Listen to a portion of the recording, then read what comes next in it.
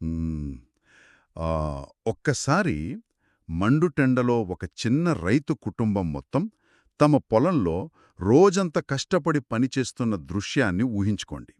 ఉదయం నుంచి సాయంత్రం వరకు ఎవరికీ తీరిక ఉండదు. అందరూ చెమటోడుస్తూనే ఉంటారు. అవును, అది మన దేశంలో చాలా సాధారణంగా కనిపించే దృశ్యమే కదా. కరెక్ట్. కానీ ఇక్కడే ఒక వింతైన ఆశ్చర్యకరమైన ఆర్థిక సత్యం దాగి ఉంది. అదేంటంటే ఆ కుటుంబంలో సగం మంది పనిచేయడం ఆపేసినా సరే ఆ పొలంలో పండే పంట దిగుబడి 1% కూడా తగ్గదు. వావ్! అంటే అక్కడ వాళ్ళు కేవలం పనిచేస్తున్నామన్న భ్రమలో బతుకుతున్నారన్నమాట. వాళ్ళ శ్రమకు అక్కడెలాంటి అదనపు విలువ లేదు. ఎగ్జాక్ట్లీ, సరిగ్గా చెప్పారు. అందుకే ఈరోజు మన ముందున్న వివిధ పరిశోధనా పత్రాలు, వ్యాసాలు, గమనికల ఆధారంగా ఈ భారత ఆర్థిక వ్యవస్థలోని రంగాలు అనే సంక్లిష్టమైన అంశాన్ని లోతుగా విశ్లేషించబోతున్నాం. సరే, దీన్ని కాస్త విడమర్చి చూద్దాం. ఆర్థిక వ్యవస్థ అంటే కేవలం టీవీ వార్తల్లో, స్టాక్ మార్కెట్, పేపర్లో కనిపించే పెద్ద పెద్ద పదాలు మాత్రమే కాదు కదా.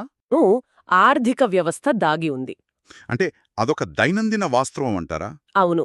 ఉదయం మనం తాగే పాలు, ప్రయాణించే బస్సు, మనం వాడే ఇంటర్నెట్ డేటా, ఇలా మన చుట్టూ జరిగే పనులన్నీ కలిపితే అదే ఆర్థిక వ్యవస్థ.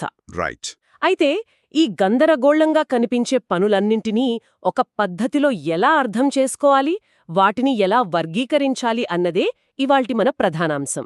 ఈ వర్గీకరణను అర్థం చేసుకుంటేనే మన దేశంలో అసలు నిరుద్యోగం ఎందుకుందో, ఎక్కడ ఉందో మనం పసిగట్టగలం. సూపర్.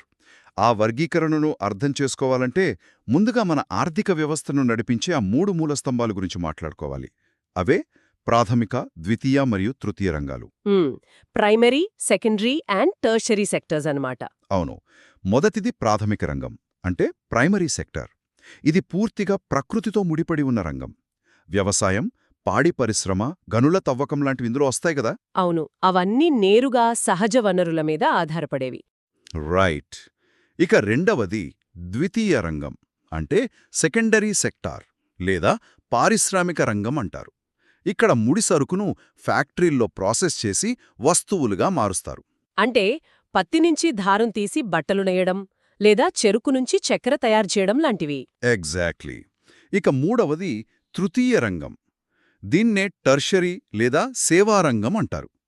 ఇక్కడ కంటికి కనిపించే వస్తువుల ఉత్పత్తి ఉండదు, కానీ సేవలు అందిస్తారు. అంటే రవాణా, బ్యాంకింగ్, ఉపాధ్యాయులు, వైద్యులు, లేదా ఇప్పుడు మనం వాడుతున్న ఐటీ నెట్వర్క్, ఇవన్నీ ఇందులోకే వస్తాయి. అవును. అయితే ఈ వర్గీకరణ వినడానికి చాలా స్పష్టంగా 3 వేర్వేరు గదుల్లాగా అనిపిస్తోంది. కాని ఇక్కడ ఆశ్చర్యపరిచే విషయం ఏమిటంటే ఈ 3 రంగాలు ఒకదానిపై ఒకటి ఎంతగా ఆధారపడి ఉన్నాయో గమనించడం. అవి స్వతంత్రంగా పనిచేయలేవు.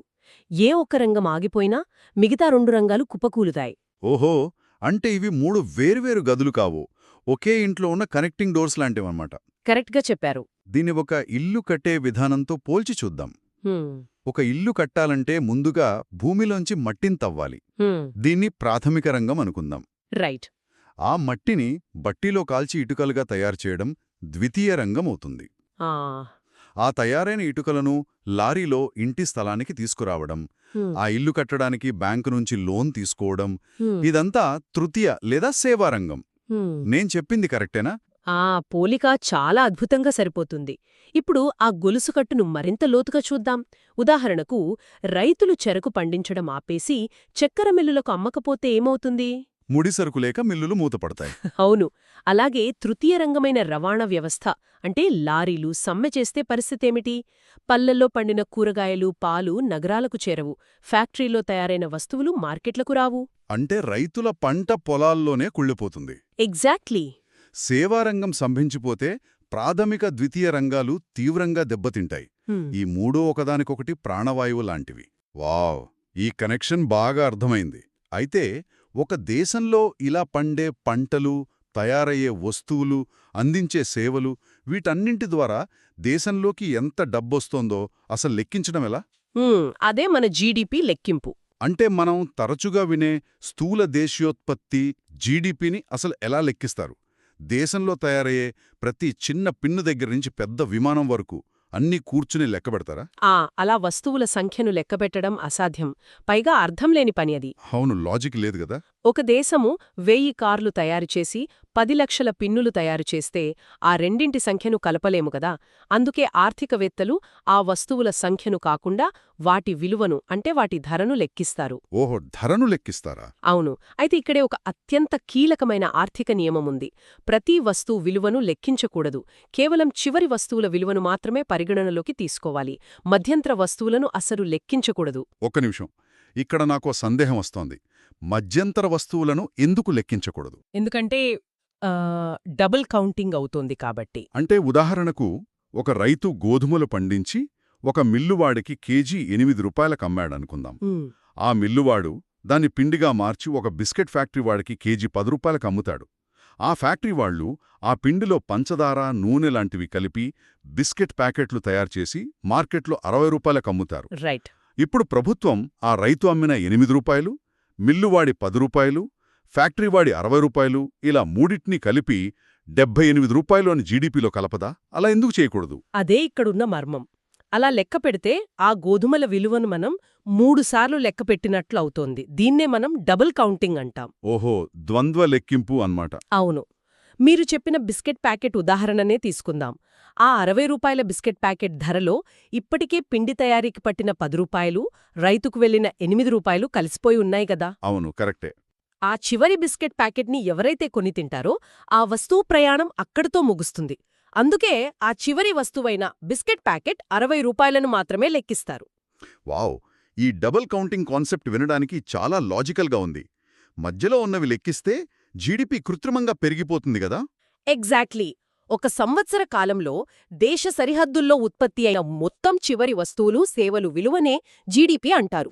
సరే, సేవల విలువ, వస్తువుల విలువ ఎలా లెక్కిస్తారో తెలిసింది. ఇక్కడే అసలు ఆసక్తికరమైన, కాస్త గందరగోళపరిచే విషయం ఒకటి మన సోర్సెస్లో దాగుంది. అదేంటో చెప్పండి.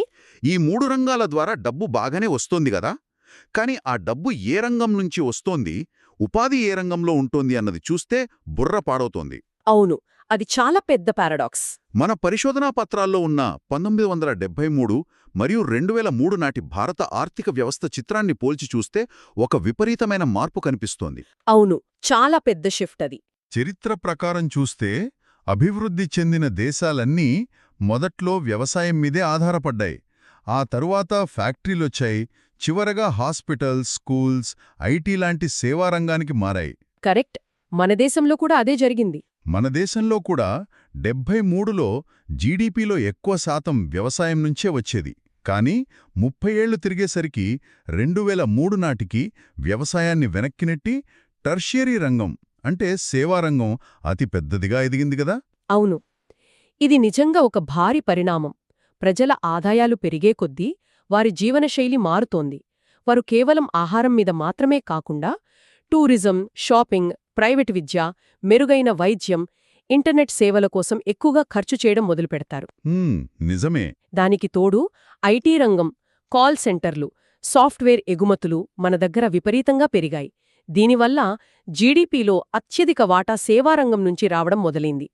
ఇదొక విధంగా దేశం ఆధునీకరణ చెందుతోందనడానికి సంకేతం. ఇక్కడే అసలు సమస్య మొదలవుతుంది. సేవారంగం నుంచి దేశానికి అత్యంత ఎక్కువ డబ్బు వస్తున్నప్పుడు సహజంగానే ఉపాధి అవకాశాలు అంటే ఉద్యోగాలు కూడా అక్కడే కుప్పల్తెప్పలుగా ఉండాలి కదా. లాజిక్ ప్రకారమైతే అంతే. కాని డేటా చూస్తే పూర్తి వ్యతిరేకంగా ఉంది. 73 నుంచి 2000 సంవత్సరం వరకు చూసుకుంటే జీడీపీలో వ్యవసాయం వాటా పావువంతుకి పడిపోయింది. కాని ఇప్పటికీ దేశంలో సగానికి పైగా ప్రజలకు వ్యవసాయ రంగమే ఉపాధి కల్పిస్తోంది. అవును, అదే అసలైన విషాదం. ఒక్కసారి ఆలోచించండి, డబ్బు ఉత్పత్తి అంతా సేవారంగంలో ఉంటే ప్రజలంతా ఇంకా ఆ పల్లెటూర్లలో వ్యవసాయంలో ఎందుకు మగ్గిపోతున్నారు? ఈ వైరుధ్యానికి కారణమేమిటి? దీన్ని మనం విశాల దృక్పథంతో చూస్తేనే దీని వెనుక ఉన్న అసలు కారణం బోధపడుతుంది.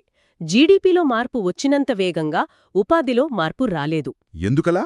ఎందుకంటే పరిశ్రమలు మరియు సేవారంగాలలో ఉత్పత్తి పెరిగింది కానీ దానికి తగ్గట్టుగా మనుషులకు ఉద్యోగాలు సృష్టించబడలేదు. దీన్నే ఆర్థికవేత్తలు ఎంప్లాయ్మెంట్ ఎలాస్టిసిటీ తక్కువగా ఉండటం అంటారు. అంటే ఎలాగూ? గణాంకాలు చూస్తే ఆ కాలంలో పారిశ్రామిక రంగంలో ఉత్పత్తి ఏకంగా 8 రెట్లు పెరిగింది. కానీ ఉద్యోగాలు కేవలం 2.5 రెట్లు మాత్రమే పెరిగాయి. అలాగే సేవారంగంలో ఉత్పత్తి 11 రెట్లు పెరిగినా ఉపాధి 3 రెట్లలోపే పెరిగింది. అంటే ఉత్పత్తి 10 రెట్లు పెరిగినప్పుడు పనిచేసే మనుషులు కూడా 10 రెట్లు పెరగాలి కదా. అలా ఎందుకు జరగలేదు? ఎందుకంటే అక్కడ మనుషుల స్థానంలో యంత్రాలు, టెక్నాలజీ వచ్చాయి. ఒక ఫ్యాక్టరీలో 100 మంది చేసే పనిని ఒక అత్యాధునిక యంత్రం చేయగలదు కదా. ఓహో, ఆటోమేషన్ అన్నమాట. అవును. అలాగే సేవారంగంలో 100ల మంది చేసే డేటా ఎంట్రీ లేదా అకౌంటింగ్ పనిని ఒక సాఫ్ట్వేర్ క్షణాల్లో చేసేస్తుంది. అందువల్ల ఆయా రంగాల్లో భారీగా డబ్బు ఉత్పత్తవుతున్నా తక్కువ మంది ఉద్యోగులతోనే ఆ పని జరిగిపోతోంది. Right right. దీనివల్ల నైపుణ్యం లేని, చదువుకోని కోట్లాది మంది పల్లెటూరి జనాలు ఆ ఫ్యాక్టరీలోకి, ఏసీ ఆఫీసుల్లోకి వెళ్లలేక, గత్యంతరం లేక తమకున్న ఆ కొద్దిపాటి వ్యవసాయ భూముల్లోనే అవసరానికి మించి ఉండిపోయారు. అవసరానికి మించి వ్యవసాయంలో ఉండిపోవడం వినడానికి కాస్త విచిత్రంగా ఉంది. అసలు అక్కడ పల్లెల్లో ఏం జరుగుతుందో తెలుసుకోవడానికి మన ముందున్న లక్ష్మీ కథను తీసుకుందాం. తప్పకుండా. లక్ష్మి అనే ఒక చిన్న రైతుకు వర్షాధారంగా సాగే 2 హెక్టార్ల భూమి మాత్రమే ఉంది. దానికి కాలువలు లేవు, మోటార్లు లేవు. కేవలం వానొస్తేనే పంట. హ్మ్. అందులో జొన్నలు, కందులు పండిస్తుంది.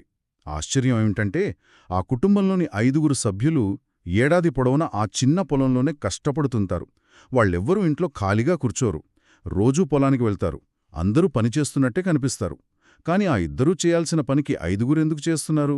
ఈ పరిస్థితినే ఆర్థిక పరిభాషలో అండర్ ఎంప్లాయ్మెంట్ లేదా ప్రచ్ఛన్న నిరుద్యోగం అంటారు. ప్రచ్ఛన్న నిరుద్యోగమా? అవును. అంటే పైకి పనిచేస్తున్నట్టు కనిపిస్తారు కాని వాళ్ల శ్రమకి తగ్గ ఫలితముండదు. ఇది కంటికి కనిపించని నిరుద్యోగం అనమాట. ఓహో, అంటే వాళ్ళ శ్రమ వృధా అవుతోందా? అవును. లక్ష్మి కుటుంబంలో ఆ 5గురు పొలంలోనే ఉంటున్నారు కదా. రేపు పొద్దున్న పక్క ఊరినుంచి ఒక కాంట్రాక్టరొచ్చి ఆ 5గురిలో ఇద్దరినీ తన ఫ్యాక్టరీలో పనికి తీసుకువెళ్లాడు అనుకుందాం. అప్పుడు లక్ష్మి పొలంలో 3గురే మిగులుతారు. అవును. అయినా సరే ఆమె పొలంలో వచ్చే జొన్నలు, కందుల దిగుబడి ఒక్క గింజ కూడా తగ్గదు. ఆ మిగతా ఇద్దరు అక్కడ ఉన్నా లేకపోయినా ఒకటే. వారి శ్రమ ఆ పొలంలో వృధా అవుతోంది. వావ్! అంటే ఆ ఇద్దరూ వేరే చోట పనిచేస్తే కుటుంబానికి అదనపు ఆదాయం వస్తుంది, అదే సమయంలో వ్యవసాయం కూడా దెబ్బతినదు. కాని వారికి బయట అవకాశాలు లేక ఆ పొలంలో ఒకరి పనిని ఒకరు పంచుకుంటూ కాలం గడుపుతున్నారన్నమాట. ఇది వినడానికే చాలా బాధాకరం. అవును. పైగా ఇది కేవలం వ్యవసాయంలోనే కాదు. ఈ ప్రచ్ఛన్న నిరుద్యోగం పట్టణాల్లోని అసంఘటిత సేవారంగంలో కూడా విస్తృతంగా దాగి ఉంది. పట్టణాల్లో కూడానా? ఎలా? రోజంతా ఎండలో తోపుడు బండ్ల మీద ప్లాస్టిక్ వస్తువులమ్మే వీధి వ్యాపారులను చూడండి. ఉదయం నుంచి సాయంత్రం వరకు రోడ్ల మీద తిరుగుతూనే ఉంటారు. కాని సాయంత్రానికి వాళ్లకేమీ మిగలదు. అవును కదా. ఉరికినా వచ్చే ఆదాయం చాలా తక్కువ. వీరికి వేరే మెరుగైన అవకాశాలు లేకపోయినందువల్లే ఆ పనుల్లో అలా ఇరుక్కుపోయారు. ఇదంతా కంటికి కనిపించని నిరుద్యోగమే. నిజంగా కళ్ళు తెరిపించే విషయమిది. అయితే ఈ కంటికి కనిపించని నిరుద్యోగాన్ని రూపుమాపాలంటే కొత్త ఉద్యోగాలు ఎలా సృష్టించాలి అన్నదే ఇప్పుడు మన ముందున్న అతిపెద్ద సవాలు కదా. కరెక్ట్. దీనికి కొన్ని పరిష్కారాలు ఆలోచించాలి. నాకు ఐడియా వస్తోంది. ఇందాకటి లక్ష్మి ఉదాహరణే తీసుకుందాం. ప్రభుత్వం చొరవ తీసుకొని ఆ ఊరి పక్కన ఒక ఆనకట్ట కట్టి కాలువల ద్వారా నీటిపారుదల కల్పిస్తే లక్ష్మీ కుటుంబం ఏడాదికి కేవలం ఒకే పంట కాకుండా 2 లేదా 3 పంటలు పండించగలదు కదా. అవును. రెండో పంట వస్తే ఆ కుటుంబంలోని 5గురికి ఆ పొలంలోనే పూర్తిస్థాయి పని దొరుకుతుంది కదా. అప్పుడు వారి శ్రమ వృధా కాదు. ఖచ్చితంగా. అది ఒక గొప్ప ప్రాథమిక అడుగు. ఇంకో ముఖ్యమైన మార్గమేంటంటే వ్యవసాయ రంగాన్ని, పారిశ్రామిక రంగాన్ని అనుసంధానం చేయడం. ఎలా? అంటే సెమీ రూరల్ ప్రాంతాలలో వ్యవసాయ ఆధారిత పరిశ్రమలను స్థాపించడం. రైతులు కందులు పండిస్తే అక్కడే ఒక పప్పుల మిల్లు పెడితే లక్ష్మీ కుటుంబంలోని ఆ అదనపు 2 వ్యక్తులు వెళ్లి ఆ మిల్లులో పనిచేయవచ్చు. భలే చెప్పారు. దీనివల్ల వ్యవసాయం మీద భారం తగ్గుతుంది, పరిశ్రమల ద్వారా స్థానికులకు ఉపాధి దొరుకుతుంది. అలాగే కూరగాయలు పండించే రైతుల కోసం కోల్డ్ స్టోరేజీలు కట్టడం. అంటే ఒక డ్యామ్ కడితే లేదా ఒక కోల్డ్ స్టోరేజ్ కడితే అది కేవలం వ్యవసాయానికే కాకుండా రవాణా చేయడానికి ట్రక్కు డ్రైవర్లకి, మిల్లులో పనిచేసే కార్మికులకి ఇలా చైన్ రియాక్షన్ లాగా అందరికీ ఉపాధి కల్పిస్తుందన్నమాట. అవును. ఇవి స్థానికంగా ఆర్థిక వ్యవస్థను బలోపేతం చేసే పద్ధతులు. అంతేకాదు వ్యవసాయానికి బ్యాంకుల ద్వారా తక్కువ వడ్డీకి రుణాలివ్వడం కూడా చాలా ముఖ్యం. దీనివల్ల రైతులు వడ్డీ వ్యాపారుల చేతులు మోసపోరు. అద్భుతం. మరి ఇంకా వేరే రంగాలేమైనా ఉన్నాయా? ఉన్నాయి. ప్రణాళికా సంఘం చేసిన కొన్ని విస్తృత స్థాయి అంచనాలను మనం గమనించాలి. మన దేశంలో బడికి వెళ్లే వయసున్న పిల్లల్లో కేవలం 3/2 వంతుల మందే బడికి వెళ్తున్నారు. మిగతావారు బడి బయటే ఉన్నారు. ఒకవేళ ఆ మిగతా వారందరూ బడికి వెళ్లడం మొదలుపెడితే ఏమవుతుంది? కొత్త బడులు కట్టాలి, లక్షలాది మంది టీచర్లు కావాలి, ఆయాలు కావాలి. ఒక్క విద్యారంగంలోనే 20 లక్షల కొత్త ఉద్యోగాలు సృష్టించవచ్చు అని ప్రణాళికా సంఘం అంచనా వేసింది. వావ్! ఒక్క విద్యారంగంలోనే 20 లక్షలా? అవును. అలాగే పర్యాటక రంగాన్ని అంటే టూరిజంని సరిగ్గా అభివృద్ధి చేస్తే ఏటా అదనంగా 35 లక్షల మందికి ఉపాధి కల్పించవచ్చు. వినడానికి చాలా ఆశాజనకంగా ఉంది. కానీ వాస్తవానికి ఇవన్నీ జరగడానికి సంవత్సరాల సమయం పడుతుంది కదా? స్కూల్స్ కట్టాలన్నా, టూరిజం డెవలప్ చేయాలన్నా దీర్ఘకాలిక ప్రణాళికలు అవసరం. మరి ఈరోజు పూట గడవని వారి పరిస్థితి ఏమిటి? రేపటి భోజనానికి దిక్కులేని ఆ పల్లెటూరి పేదవారికి తక్షణ పరిష్కారం లేదా? ఆ ఆ క్షణ పరిష్కారం కోసమే ప్రభుత్వం 2005లో ఒక చారిత్రాత్మకమైన చట్టాన్ని తెచ్చింది. అదే NREGA 2005 national rural employment guarantee act అన్నమాట. ఓ, పని హక్కు అంటారు కదా, అదా? ఎగ్జాక్ట్లీ. దీని ప్రధాన ఉద్దేశం పని హక్కు కల్పించడం. ఈ చట్టం కింద గ్రామీణ ప్రాంతాల్లోని పేదలకు ఏడాదిలో 100 రోజుల ఉపాధి హామీని ప్రభుత్వం చట్టబద్ధంగా ఇస్తుంది. ఒకవేళ ప్రభుత్వం వారికి పని చూపించలేకపోతే నిరుద్యోగ భృతి చెల్లించాల్సి ఉంటుంది. అంటే ఊర్లో వాళ్లే చెరువులు తవ్వడం, రోడ్లు వేయడం లాంటి పనులు చేస్తారన్నమాట. దీనివల్ల వాళ్లకి ఖచ్చితమైన ఆదాయం వస్తుంది. అవును. దీనిలో ఉన్న అసలు గొప్పతనం కేవలం ఆ 100 రోజుల కూలీ డబ్బులు కాదు. మరింకేముంది? ఒక గ్రామంలో ఈ చట్టం ద్వారా వందలాది మంది చేతుల్లోకి డబ్బులు వెళ్ళినప్పుడు ఆ డబ్బుతో వారు స్థానిక కిరాణా కొట్టులో సరుకులు కొంటారు, బట్టలు కొంటారు. ఆ విధంగా ఆ గ్రామంలోని మొత్తం ఆర్థిక వ్యవస్థకు ఒక కొత్త ప్రాణమొస్తుంది. సూపర్ కదా!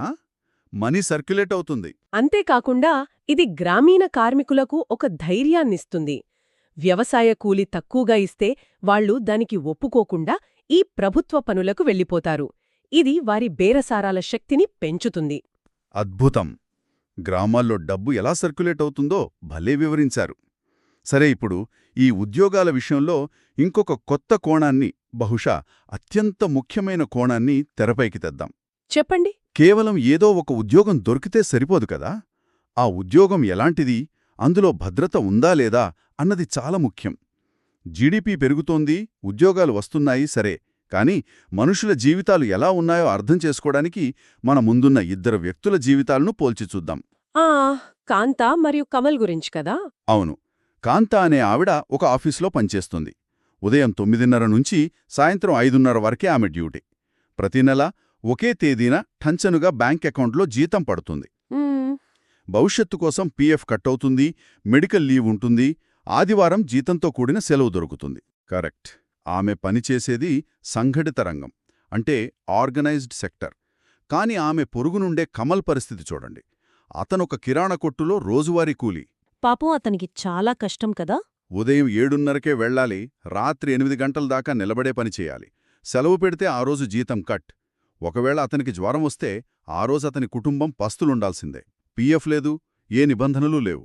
ఓనర్కి కోపం వస్తే ఏ క్షణమైనా పనిలోంచి తీసేవచ్చు. అవును.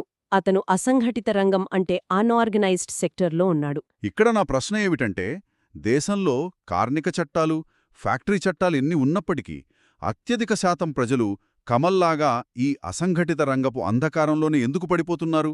ఇది ఆర్థిక వ్యవస్థలోని ఒక చీకటి కోణాన్ని బయటపెడుతోంది. ఎందుకిలా జరుగుతోందంటే, సంఘటిత రంగంలో మంచి ఉద్యోగాలు చాలా నెమ్మదిగా పెరుగుతున్నాయి. అదే సమయంలో చాలా ప్రైవేట్ సంస్థలు పన్నులెగవేయడానికి, కార్మికులకు ఈ పీఎఫ్, మెడికల్ లీవ్ లాంటివివ్వకుండా తప్పించుకోవడానికి తమ కార్యకలాపాలను చిన్న చిన్న విభాగాలుగా విడగొట్టి అసంఘటిత రంగంలోకి మారుస్తున్నాయి. ఓహో, అంటే కావాలనే ఇలా చేస్తున్నారన్నమాట. అవును. చట్టాల కళ్లుగప్పి లాభాలు పెంచుకోవడం కోసం కార్మికులను అతి తక్కువ జీతాలకు దోపిడీ చేస్తున్నాయి. భారతదేశ గ్రామీణ ప్రాంతాల్లో చూసుకుంటే 80% మంది చిన్న, సన్నకారు రైతులు ఈ అసంఘటిత రంగంలోనే ఉన్నారు. 80%? బాబోయ్! అవును. వీరు కాకుండా పట్టణాల్లో రోడ్లమీద వస్తువులమ్మేవారు, భవన నిర్మాణ కార్మికులు, వీరికి కనీస వేతనాలు కూడా అందవు. ముఖ్యంగా దళితులు, గిరిజనులు, వెనుకబడిన వర్గాలకు చెందినవారు సామాజిక వివక్ష కారణంగా మెరుగైన ఉద్యోగాలు పొందలేక ఇదే రంగంలో పడిపోయి అణిచివేతకు గురవుతున్నారు. ఇది వింటుంటే ప్రైవేట్ సంస్థలు కేవలం తమ లాభాల కోసమే పనిచేస్తాయని, సామాజిక బాధ్యత వారి లక్ష్యం కాదని స్పష్టంగా అర్థమవుతోంది కదా. అందుకే ఇక్కడే ప్రభుత్వ రంగం పాత్ర అత్యంత కీలకమనిపిస్తోంది. అవును, పబ్లిక్ సెక్టార్ చాలా ముఖ్యం. టాటా స్టీల్ లేదా రిలయన్స్ లాంటివి ప్రైవేట్ రంగాలు. అవి ఎంత పెద్దవైనా, ఎంత గొప్ప ఉత్పత్తులు చేసినా వాళ్ల లాభం వాళ్లు చూసుకుంటారు కదా. అవును, ప్రైవేట్ రంగం యొక్క ప్రాథమిక లక్ష్యం లాభాలు ఆర్జించడమే. ఉదాహరణకు, ఒక మారుమూల గిరిజన గ్రామానికి రోడ్డు వెయ్యాలి లేదా రైల్వే లైన్ వెయ్యాలి అంటే దానికి వేల కోట్లు ఖర్చవుతుంది. అవును, చాలా ఖర్చుతో కూడుకున్న పని. ఆ రోడ్డు వేయడం వల్ల ఆ ప్రైవేట్ కంపెనీకి వెంటనే లాభాలు రావు. దానికి 20-30 ఏళ్లు పడుతుంది. అలాంటప్పుడు ఏ ప్రైవేట్ కంపెనీ ముందుకు రాదు. ఒకవేళ వాళ్లు ఆనకట్టలు, రోడ్లు కట్టినా వాడుకోవడానికి ప్రజల దగ్గర భారీగా టోల్ ఫీజులు వసూలు చేస్తారు. పేదవారా స్థాయిలో డబ్బు చెల్లించలేరు కదా. అందుకే ఆ బాధ్యతను ప్రభుత్వం తీసుకోవాలన్నమాట. సరిగ్గా చెప్పారు. సమాజంలో అందరికీ అవసరమైన మౌలిక సదుపాయాలు కల్పించడం ప్రభుత్వ ప్రాథమిక బాధ్యత. అంతేకాదు, లాభనష్టాలతో సంబంధం లేకుండా కొన్ని సేవలు ప్రజలందరికీ అందాలి. ఉదాహరణకు రేషన్ షాపుల లాంటివి. అవును, మన దేశంలో ఇంకా చాలామంది నిరక్షరాస్యులున్నారు. పోషకాహార లోపంతో బాధపడుతున్న పిల్లలున్నారు. వీరందరికీ చవకగా రేషన్ షాపుల ద్వారా ఆహారం అందించడం, ఉచిత విద్య, ఉచిత వైద్యం అందించడం ప్రైవేట్ సంస్థలు చెయ్యవు. నిజమే. ఆ ప్రజల ఆరోగ్యం, విద్యపై పెట్టుబడి పెట్టడం ద్వారానే భవిష్యత్తులో దేశం బలమైన ఆర్థిక వ్యవస్థగా మారుతుంది. ప్రజలందరికీ సరసమైన ధరకు సేవలు అందాలంటే, అసమానతలు లేని సమాజం నిర్మాణం జరగాలంటే ఈ పబ్లిక్ సెక్టార్ అత్యవసరం. వావ్! ఇదొక అత్యంత సుదీర్ఘమైన, లోతైన మరియు కళ్ళు తెరిపించే ప్రయాణం. మనం ఏమేమి చర్చించామో ఒక్కసారి వెనక్కి తిరిగి చూసుకుంటే, ఒక దేశ ఆర్థిక వ్యవస్థ అంటే కేవలం ఎక్సెల్ షీట్లలో జీడీపీ ఎంత పెరిగింది అన్నది మాత్రమే కాదు. అవును, అంతకు మించి ప్రజలకు ఎక్కడ ఉపాధి దొరుకుతోంది, ఆ ఉపాధి వల్ల లక్ష్మీలాంటి వారి జీవితాల్లో మార్పు వస్తోందా, లేదా కంటికి కనిపించని ప్రచ్ఛన్న నిరుద్యోగం మన గ్రామీణ సమాజాన్ని ఎంతలా పీడిస్తోంది, మరియు కమల్లాంటి అసంఘటిత కార్మికులకు అసలా ఉద్యోగాల్లో భద్రత ఉందా లేదా అన్నది జీడీపీ అంకెల కంటే 1000 రెట్లు ముఖ్యమైన విషయాలని ఈరోజు స్పష్టమైంది. నిజమే. అభివృద్ధికి కొలబద్ద కేవలం ఆదాయం కాదు, ఆ ఆదాయం మనుషుల జీవితాలను ఎంత సురక్షితంగా మారుస్తోంది అన్నదే అసలైన కొలబద్ద. అబ్బా, చాలా అద్భుతంగా చెప్పారు. అయితే ఈ చర్చను ముగించే ముందు నేనొక సున్నితమైన భవిష్యత్తుకు సంబంధించిన ప్రశ్నను లేవనెత్తాలనుకుంటున్నాను. చెప్పండి. మనం చరిత్రను చూశాం. వ్యవసాయ రంగం నుంచి పారిశ్రామిక రంగానికి, అక్కడ్నుంచి సేవా రంగానికి ఉపాధి అవకాశాలు మారుతూ వచ్చాయి. ఇది మనం చూసిన ఒక నమూనా కదా. అవును. కస్టమర్ డేటా అనాలిసిస్ లాంటి సేవారంగ ఉద్యోగాలు భారీగా కనుమరుగైపోతే అప్పటికే వ్యవసాయంలో, అసంఘటిత రంగంలో మగ్గిపోతున్న కోట్ల మంది ప్రజలు ఉపాధి కోసం తర్వాతి ఎటువెడతారు? వామ్మో, అదొక పీడకలలాగా ఉంది. యంత్రాలు మరియు సాఫ్ట్వేర్లు మనుష్యుల స్థానాన్ని పూర్తిగా ఆక్రమిస్తే సమాజాన్ని, ఉపాధిని కాపాడటానికి మన ఆర్థిక వ్యవస్థలో సరికొత్తగా 4వ రంగం పుట్టుకురావాల్సిందా? ఇది నిజంగా మనందర్నీ ఆలోచింపజేసే విషయం. అదొక చాలా పదునైన, కొద్దిగా భయపెట్టే, కాని రేపటి తరానికి అత్యంత అవసరమైన ప్రశ్న. ఆ ఎక్స్రే మిషన్లో కూడా కనిపించని ప్రచ్ఛన్న నిరుద్యోగం లాంటిదే ఈ భవిష్యత్తు ఉపాధి సమస్య కూడా కాబోతుంది. దీనికి పరిష్కారాలు వెతకాల్సిన బాధ్యత సమాజంగా మనందరిపైనా ఉంది. ఈనాటి లోతైన విశ్లేషణలో మాతో పాటు ఈ అద్భుతమైన ప్రయాణం చేసినందుకు ధన్యవాదాలు. మరో ఆసక్తికరమైన ఆలోచింపజేసే అంశంతో మళ్ళీ కలుద్దాం.